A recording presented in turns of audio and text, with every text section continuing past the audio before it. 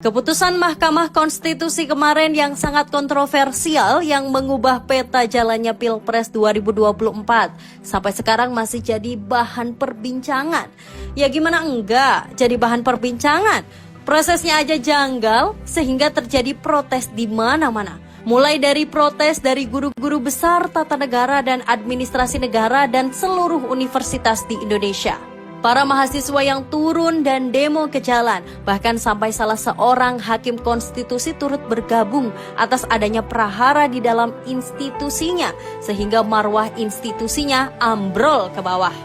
Tapi pertanyaannya, apakah keputusan Mahkamah Konstitusi yang meloloskan Gibran kemarin itu sudah otomatis berlaku? Ini yang menjadi pertanyaan besar. Karena banyak pakar yang mengatakan bahwa Komisi Pemilihan Umum atau KPU itu enggak boleh serta-merta menerbitkan PKPU atau peraturan KPU. KPU sesuai dengan aturan harus konsultasi dulu dengan DPR dan pemerintah terkait keputusan Mahkamah Konstitusi ini. Dan ini yang menjadi polemik di internal KPU. Kenapa kok KPU tiba-tiba saja ingin menjalankan perintah Mahkamah Konstitusi tanpa konsultasi kepada DPR dan pemerintah dulu? Ada apa kok KPU buru-buru ingin menjalankan perintah Mahkamah Konstitusi tanpa merevisi peraturan KPU? Apakah memang KPU juga sudah disetting untuk meloloskan orang tertentu? Dan akhirnya beberapa orang bicara keras seperti Profesor Yusril Iza Mahendra yang mengatakan bahwa KPU tidak boleh serta-merta menjalankan hasil Mahkamah Konstitusi tanpa mengubah peraturan KPU.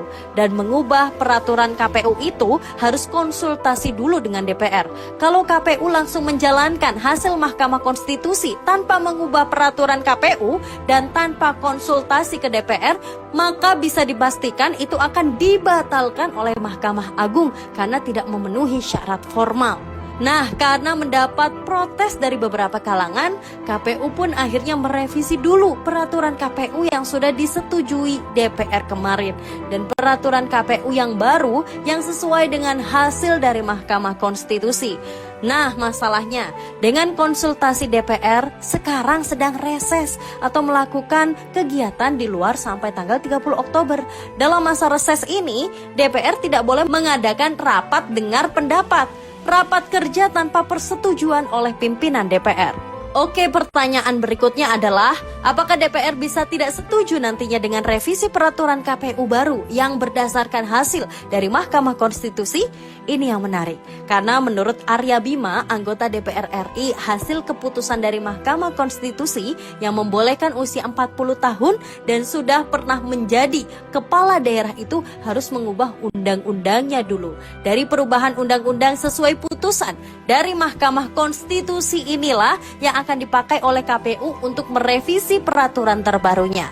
Jadi merevisi peraturan di dalam KPU itu harus berpatokan dengan undang-undang. Karena nggak sembarangan. Kalau undang-undangnya tidak dirubah, ya nggak bisa direvisi lah peraturannya.